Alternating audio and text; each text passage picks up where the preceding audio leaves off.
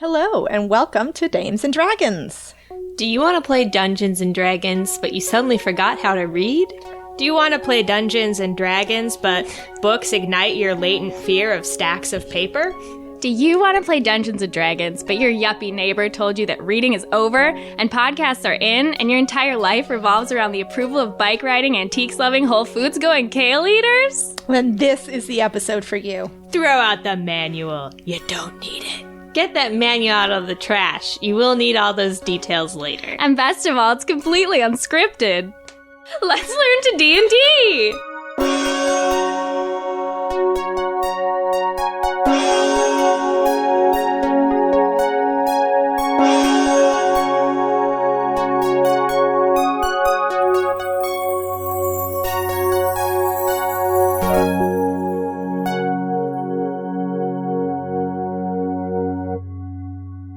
This brief play primer is for 5th edition Dungeons & Dragons and is not comprehensive, particularly about character building and the ins and outs of DMing. If you need more details, you can purchase the 5th edition Player's Handbook from Wizards of the Coast. If you're here to understand D&D rules before listening to our podcast, welcome. But listen, asshole, if you're just here to learn D&D unrelated to our podcast, welcome! I'm Noel. I'm Kaitlin. I'm Sophia. And I'm Kat, your dungeon master. Whoa, Kat, not on the air. Come on. Really inappropriate, Kat. Dungeon masters are part of the game, you foolish idiots. It's the most important role in D&D. The DM is God to players. What they say goes. So what do they say? Everything. The Dungeon Master, sometimes known as Game Master, describes each scene, sets up puzzles and obstacles, speaks as non-playable characters, plays as enemies, and gives reasonable bounds to the actions of the players. They are the game. That's just simply not what I thought a Dungeon Master was. So, how do we play this, Dungeons and Dragons, is it? Where's the game board? Is there a console controller somewhere I need to get? You just speak the actions you want to take out loud. This game takes place in your imagination.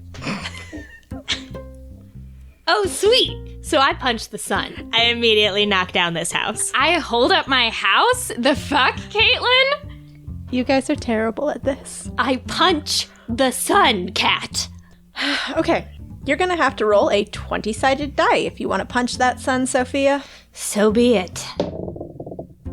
So, how this works is, players state a skill-based action they'd like to accomplish, such as punching the sun. And then, they roll a 20-sided die, usually referred to as a D20, to let Lady Luck decide on whether or not they have succeeded. The DM chooses the number they have to beat. If it's a reasonably easy task, like moving a heavy rock, the number will be fairly low. For spontaneously flying to the sun from Earth and then punching it, it will be higher. All right, I rolled a 6. Is that asshole, the sun, finally gonna get what's coming to her? No, you don't punch the sun. Ugh. Huh. I got a 20 for knocking down the house. What? Oh, Jesus. Okay, fine. Yes. What?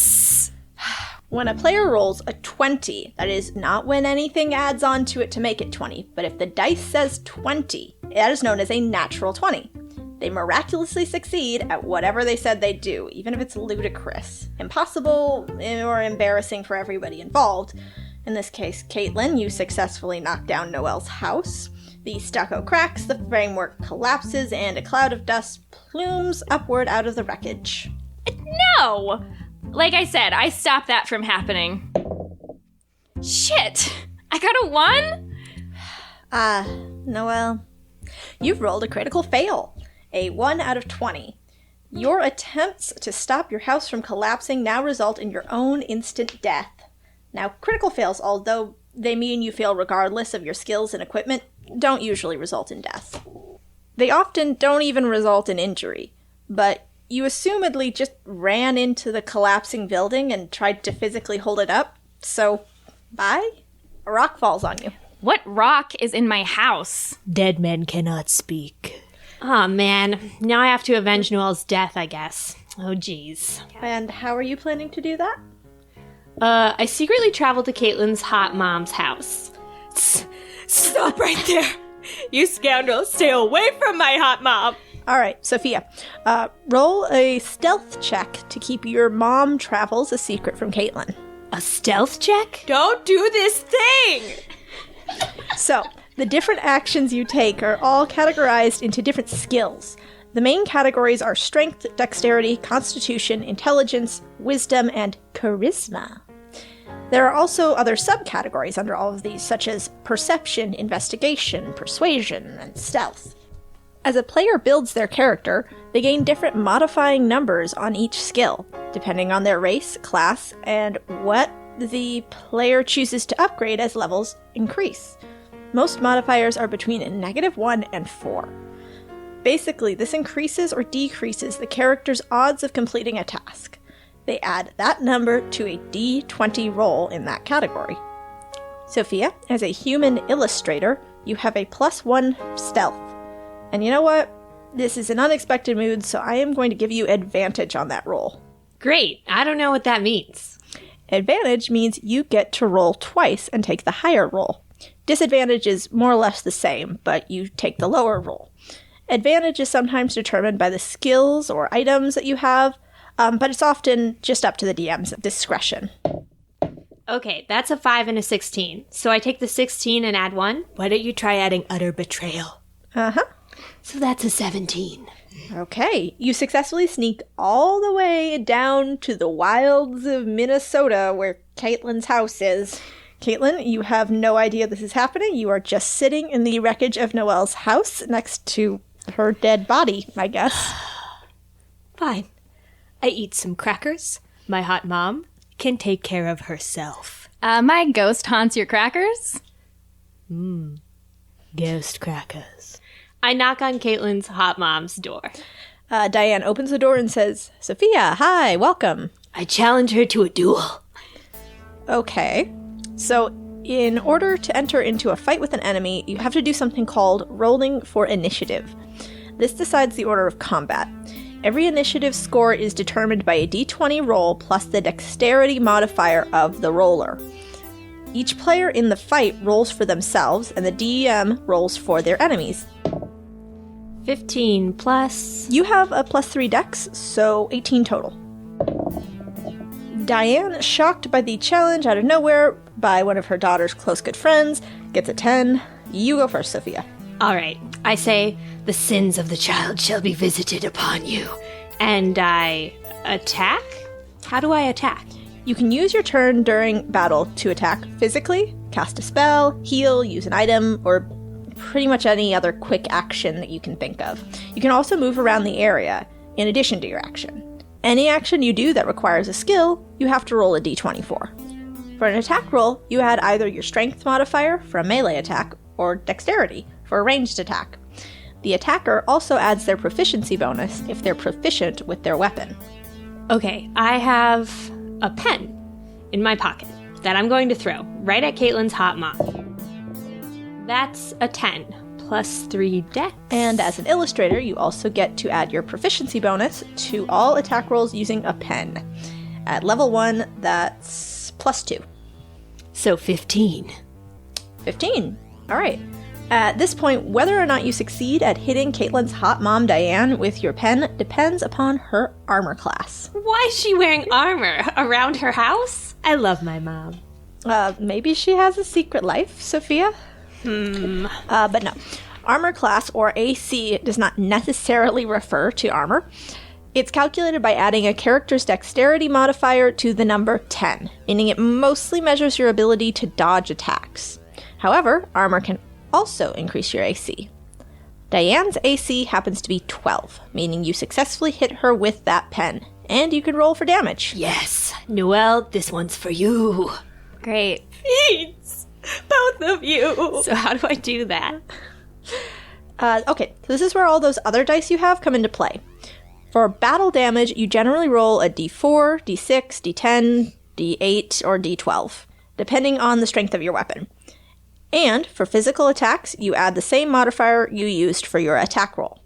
For throwing that pen, you're going to need to roll a d4 plus your dex modifier.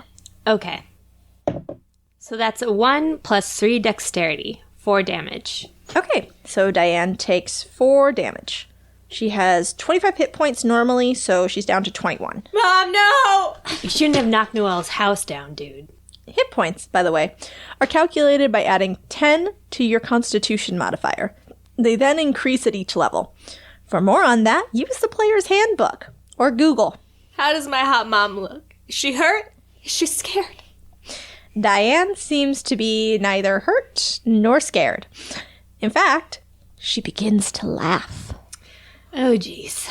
Her laughter twists maniacally and echoes through the snowy streets outside her house. She lifts a hand toward you and it begins to glow. What the hell? Little did you know, Sophia, when you undertook this quest, that Kaitlin's mom is actually a level 20 sorcerer. With the lowest, health ever. Yeah. Okay.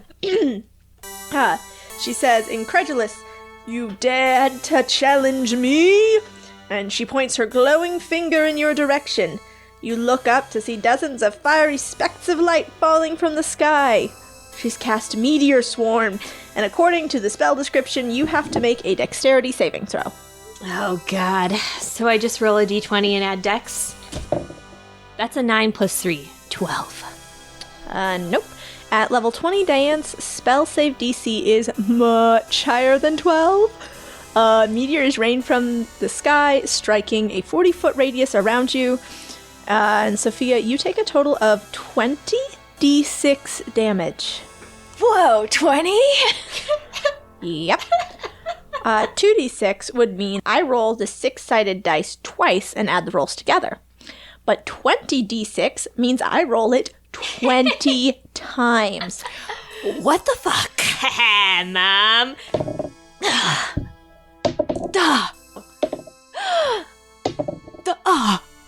What?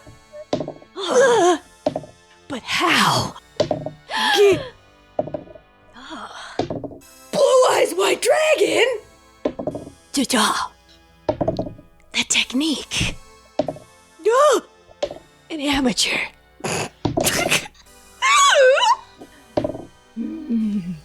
That is 61 damage, which is more than twice your total number of hit points, Sophia. What is going on? Normally, when your hit points reach 0, your character loses consciousness, and you make a series of saving throws that either help you recover or cause you to move closer to death. However, when the attack reduces your hit points to 0, and there's still damage remaining that's equal to or greater than your total number of hit points, you die instantly. What? Welcome to Ghostland, my son. Bright side, we do have crackers. My mom is so cool. Even though I have no idea what happened, I get a feeling of euphoria, and I get up and I start vigorously dancing. Ugh, Kaitlin. Bummer. I'm afraid that when you do that, you choke on a haunted cracker and suffocate. What? My ghost punches Caitlin's ghost in the face. Yep, that's 19 for an unarmed attack. So, that is how you play Dungeons & Dragons. I'm Kat, and I've been your Dungeon Master. I'm Sophia, and I've been your mom assaulter. I'm Kaitlin, and I've been your big bad wolf. And I'm Noel, and I've been your resident snack-haunting little pig. I hope this episode helped you learn a thing or two about this super fun game we all love to play. If you'd like to hear more of us playing D&D, please check out our actual play podcast, Dames and Dragons, in which we fight monsters, throw parties, unravel mysteries, and maybe even fall in love. Maybe not. Also, we have actual characters. That too. If you want more info, we are Dames and Dragons on Tumblr. And Dragon Dames on Twitter. And you can download our podcast wherever you usually find podcasts. All right, you guys. Let's play some D&D.